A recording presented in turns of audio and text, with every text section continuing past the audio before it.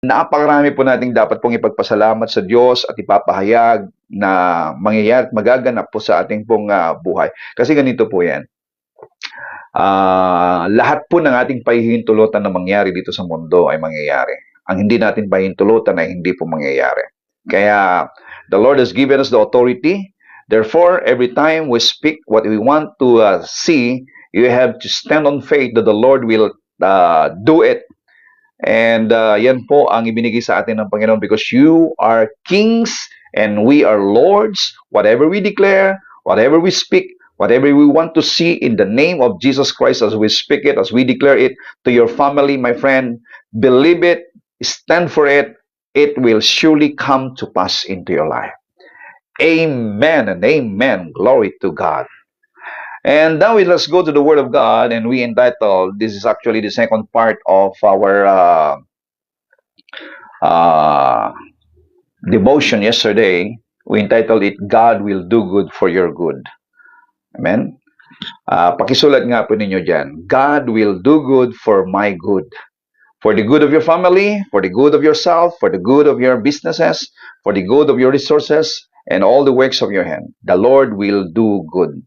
At kaya anuman pong mga pangyayari yan, ang ating pong text for that is in Romans 8:28. We know that in all things God works together for the good of those who love Him, who have been called according to His purpose. Tinawag ka ng Diyos at merong layunin ang Diyos sa iyong buhay. God has a purpose in your life, my friends. In other words, in all things, God works together with those who love Him to bring about what is good. God has already deposited something good, all things that is good in your life. God has deposited heaven into your spirit. Power, anointing, blessing, favor, health, joy, peace, name it all. Ano man ang kaya nating isipin na kailangan ng tao at higit pa doon, no? Sabi nga doon sa Ephesians chapter 3 verse 20, God is able to do exceedingly abundantly above all you can ever ask or think, according to the power that is deposited in the inside of you. Meron pong kapangyarihang idiniposito ng Diyos sa iyo, kapatid. There is power that is deposited in the inside of you. Kaya mangyayari lahat ng kaya mong isipin. Oh, I love that. Ephesians chapter 3 verse 20. He is able. Of course, ang gagawa ay ang Diyos. Pero kinakailangan po ang ating pong participation dito ay ang ating pong paniniwala, pananampalataya. Kaya nga po, you are a believer. Pakisulat nga po ninyo yan, pakishout out nga po ninyo, I am a believer of the good things that God has given me. And therefore, because you are a believer of the good things that God has deposited in the inside of you, expect the manifestation. Patuloy po natin ipapahayag ang lahat ng bagay na idiniposito na ng Diyos sa atin. You have to speak louder those promises of God in your heart than those problems and circumstances na ating pong ma-encounter. Especially for the year 2026, natural lamang po na meron tayong mga madadaanan na mga rough roads ng buhay, mga ups and downs ng buhay, kasi we are in a journey. Kung bakit meron tayong mga pinagdadaanan, kasi nga po, nasa journey po tayo, papunta sa isang napakagandang direksyon. Pero ito po, ang aking masasabi po sa inyo, whatever the roads, no? Whatever, how risky the road is, gaano man po kapanganib ang mga mapagdadaanan po natin, tayo po ay kampante at panatag ang kalooban sapagkat ang driver natin ay eksperto sa lahat at yan ang ating Panginoong Yesus. God is the driver of your life. And ang pinakamaganda po na kailangan nating itatak sa ating puso't isipan ay, if God is with you, who can be against you? Sino ngayon ang pwedeng lumaban sa iyo? Sino ngayon ang pwedeng tumalo sa iyo? Sino ngayon ang pwedeng magpalugmok sa iyo if God is with you? Friend, God is with you, therefore, you are victorious. Sabi ko nga, ikaw lang at ang Diyos, panalo ka na. Amen? Can you write it down? Me and my God, I am victorious. Me and my God, I am a winner. Me and my God, I have the fullness of joy. Amen. Glory to God. So, you have to believe that God will turn bad things happening into your life into good for your good. At yan nga po ang nangyari sa buhay po ni Joseph. At kailangan magkaroon po tayo ng kaisipan, mga kapatid, that you have a reversal of fortune in your genes.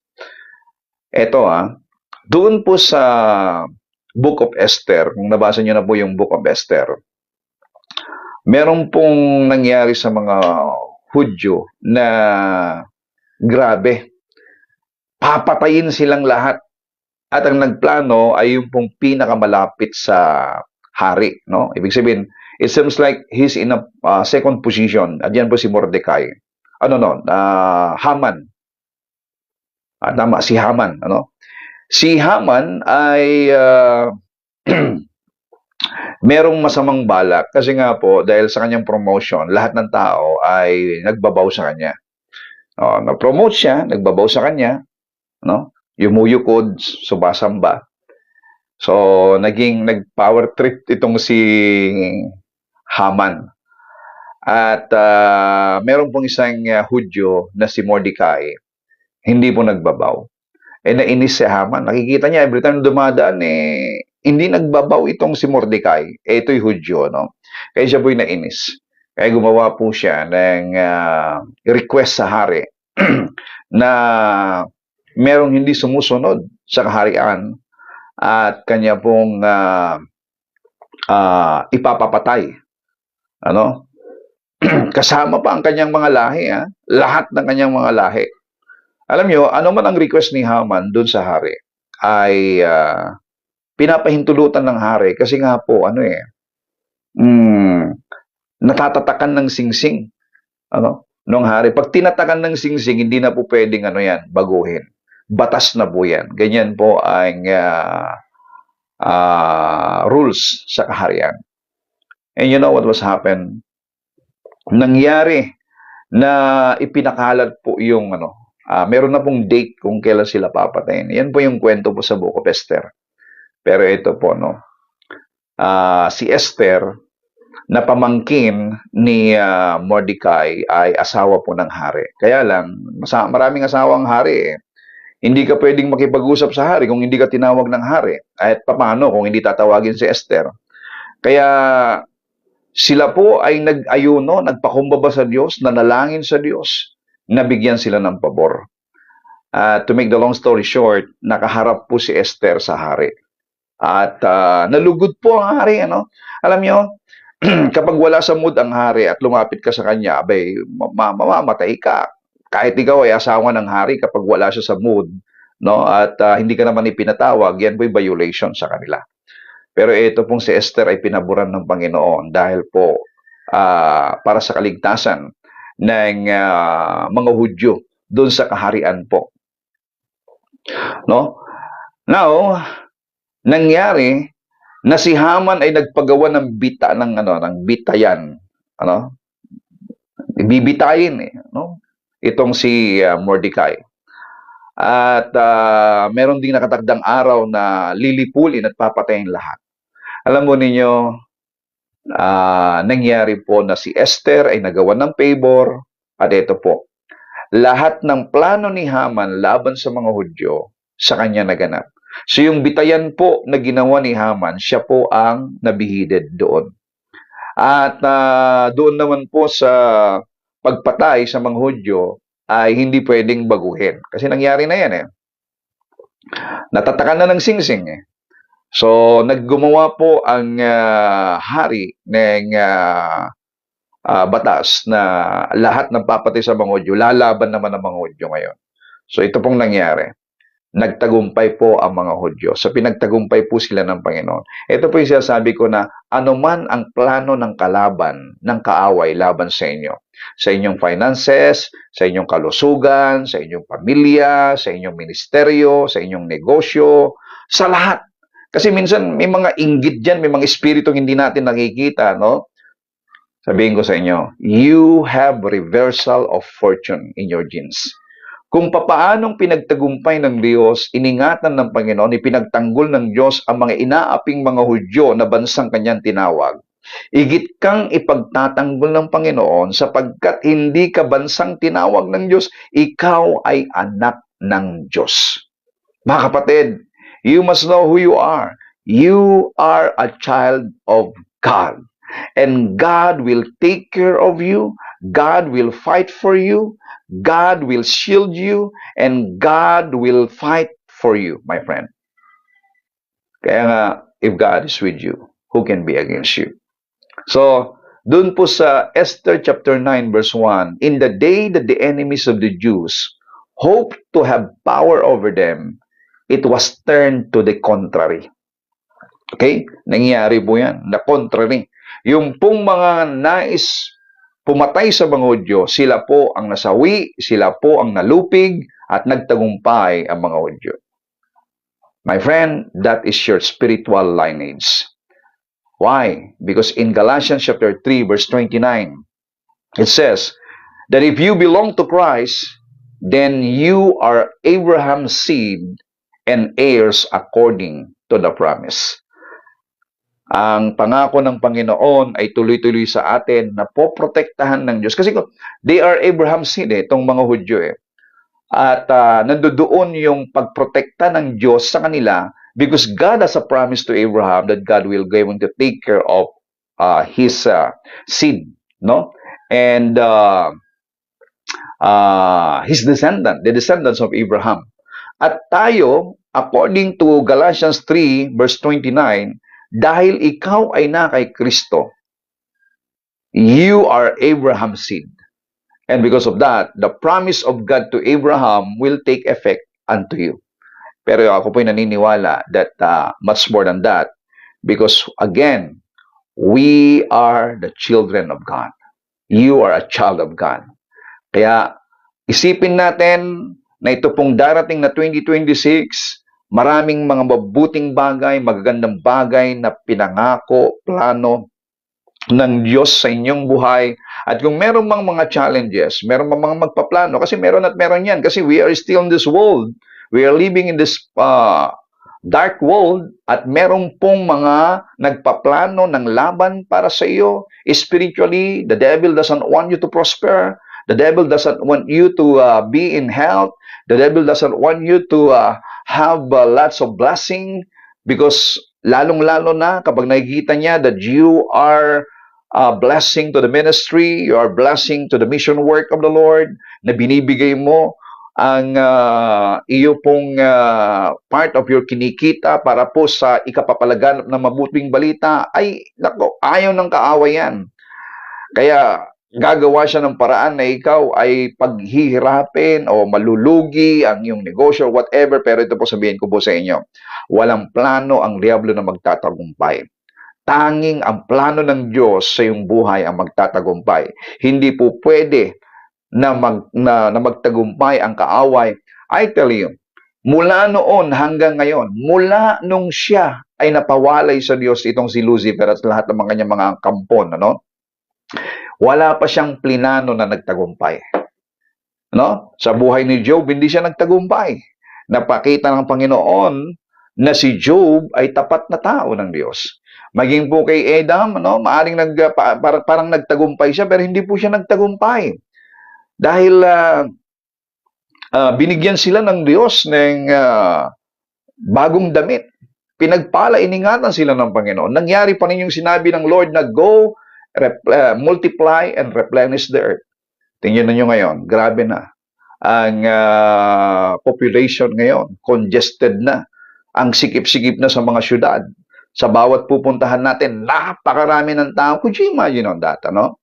Na mula sa isang tao, napakarami ng tao. Eh, hindi pa rin napigilan ng demonyo. ng kaaway, yung plano ng Diyos. At itong higit sa lahat, maging po ang plano ng Diyos na ang tao ay mabubuhay sa paraiso, mabubuhay na ganap, sakdal, kasiya-siya, walang sakit, walang karamdaman, walang kamatayan, walang problema, no? Hindi rin mapipigilan ng demonyo yan. Dahil dumating na sa atin ang redemption. And now, spiritually, we are in the kingdom of God. So now that you are in God's kingdom because Jesus Christ, the King, is reigning in you right now, oh, glory to the name of Jesus Christ. Wala na siyang magagawa. Wala na siyang plano para baliktarin ang ginawa ng Diyos. Actually, ang Diyos ang nagbaliktad. Mula po doon sa pangit na nangyari, pangit na direction natin, binaliktad ng Diyos. You are now in a good direction. Hallelujah. So you have reversal of fortune in your genes. Pakisulat nga ninyo yan, mga kapatid. I have reversal of fortune in my genes. The Lord will reverse everything for your good, my friend. And isa pa is that you have to think and believe that God is a God of miracle. God is a God of miracle. Your Father is a God of miracle. Pag sinabi natin miracle, it is a divine interruption of fixed natural laws and natural time. No? Meron pong divine interruption. Sa mga nangyayari, no, pwedeng baguhin ng Panginoon. You are the God who performs miracles. You display your power among the people, sabi po ng Psalms 77 verse 14. Oh, our God is a God of miracle. Kaya kapatid, kahit darating ka sa end ng it seems like no more solution, end na sa buhay mo. Di mo na alam kung gagawin mo kasi marami sa atin dyan, maraming mga tao dumarating po sa parang ending na ng buhay nila. Oh, wag kang manlupaypay o manghina. Kapag ka lahat ng bagay na inisip mo na solusyon ay hindi po nag-prosper at wala ka nang malalapitan pa, wala ka nang magagawa pa, almost you surrender, my friend. You have to look up because God, your Father, is a miracle-working God. Napakalinaw naman po, no, sa lahat po ng mga ginawa ng Diyos dyan po sa mga Israelita, mula po doon sa kanila pong paglisan mula sa pagkaalipin sa Egypt, ano? Could you imagine? Egypt is the most powerful country during that time. Walang makakatinag yan. Mayamang bansa, makapangyarihang bansa. At itong mga Israelita ay alipin lang, ha? They are not trained to battle. They are not trained to fight. Ang trabaho lang nila para mabuhay dun sa bansang yan ay magtrabaho. At sila'y binabantayan ng mga sundalong Ehipto. Yan po ang trabaho nila for so long. They became a slave. Kaya nga po, hindi yun ang plano ng Diyos sa kanila. Ang plano ng Diyos sa kanila na pangako ng Diyos kay Abraham ay mapapunta sila sa Kanaan kung saan ang lupang pangako ng Diyos na doon nila tatamasahin ang tunay, masaya, ganap na buhay. So pag titingnan mo, parang okay na lang ito kasi kumakain naman sila, masaya naman sila, pero hindi yun ang plano ng Diyos sa buhay ng mga Israelita.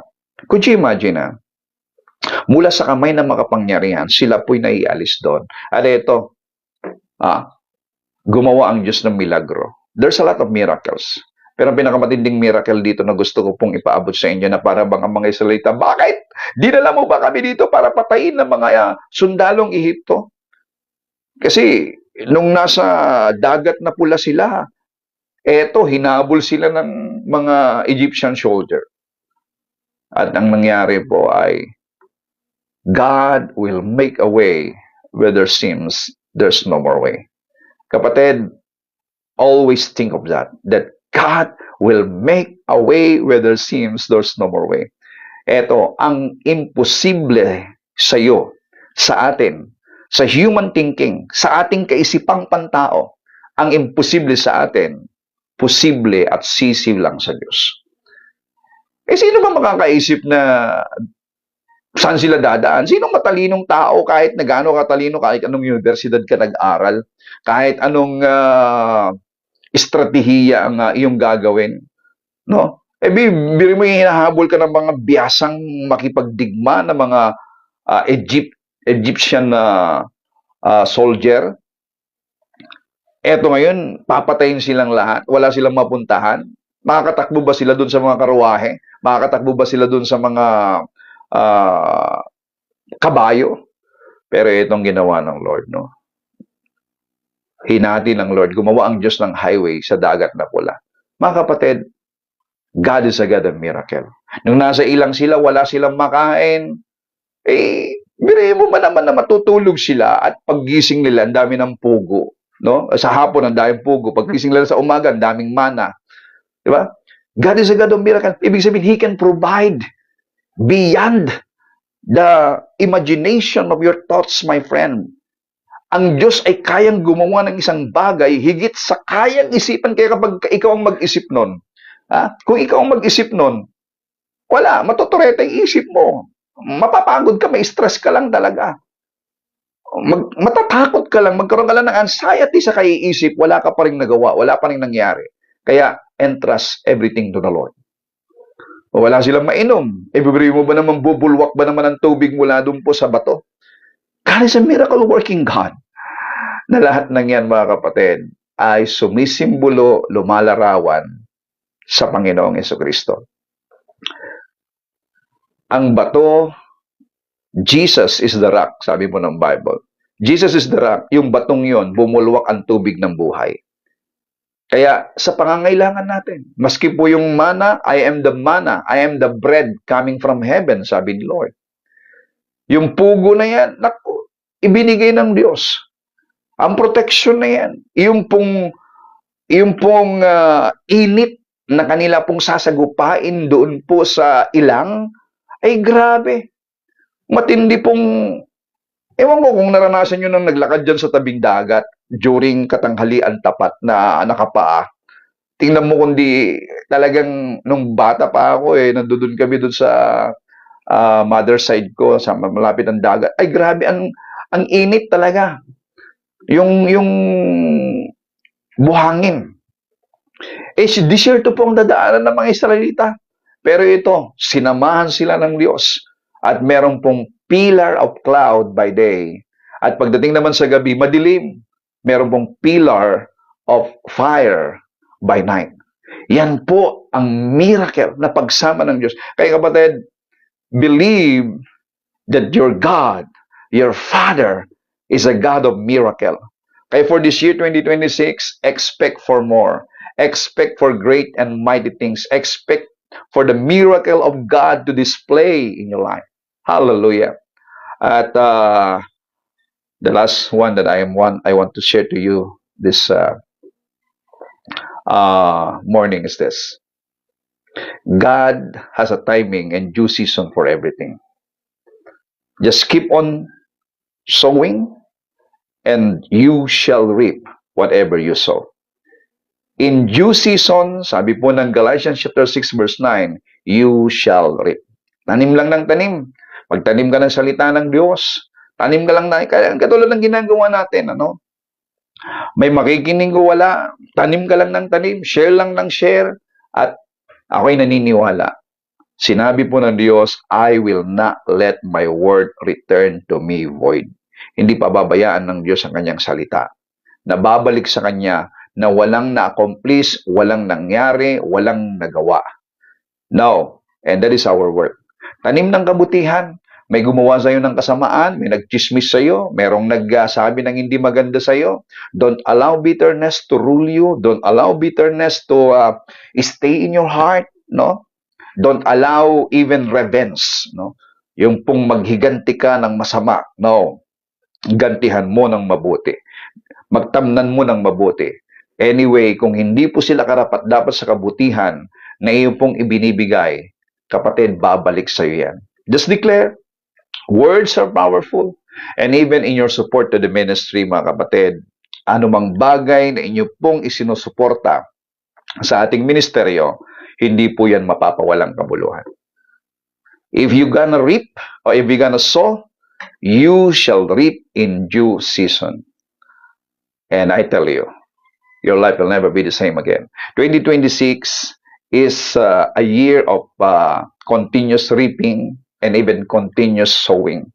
At habang ginagawa po natin ito, mga kapatid, oh glory to God, ang palapit na pagbabalik ng ating Panginoon. Mas malapit ang pagbabalik ni Lord ngayon kaysa nung sinabi po ni Pedro, no, na malapit na ang pagbabalik ng Lord. Nung panahon nila, higit na malapit ngayon. Actually, yung pong mga signs na yan ay napakaliwanag pong palatandaan. At ang pinakamaganda pong magawa natin ngayon is to join our heart, join our mind, join our hands, join in the Spirit to do the Great Commission and bring the good news to all people. Ang pag-asa po ng mundo, kahit gaano katalino po ang mga leaders natin, ay hindi po nila kayang solusyonan ang problema ng mundo, tanging ang Diyos. Kita nyo yung mga leaders na lang natin, ang tatalino ng mga yan, ang mga sa Senate, ay ang tatalino niyan, nag-aral pa sa kung saan-saan ng mga yan. Ang mga nasa Congress, ang tatalino niyan. Yung mga gabinete, cabinet members, ang tatalino niyan. Pero tingnan nyo nangyayari. If you're gonna depend on men, walang mangyayari. Pero if you're gonna depend on God, hallelujah. He is our King, He is our Lord, He is our Creator, He is our everything. Oh, I tell you, peace will come upon you. At yung kapayapaan sa buhay natin, that is more than enough. Hallelujah. So again, everyone, I declare prosperous, ever-increasing manifestation of grace and favor into the life of every one of you. I speak this in the name of Jesus Christ. Amen and amen. Hallelujah. Glory to God. So thank you once again. Happy New Year sa lahat ng nandito. Sister Tess Bertudes, Pastora Cristina Pecha, Sir Bioli Pangilinan, Sister Josie Quinore dyan po sa Canada, at Sister Karina Cariaga de Lamines, magandang umaga.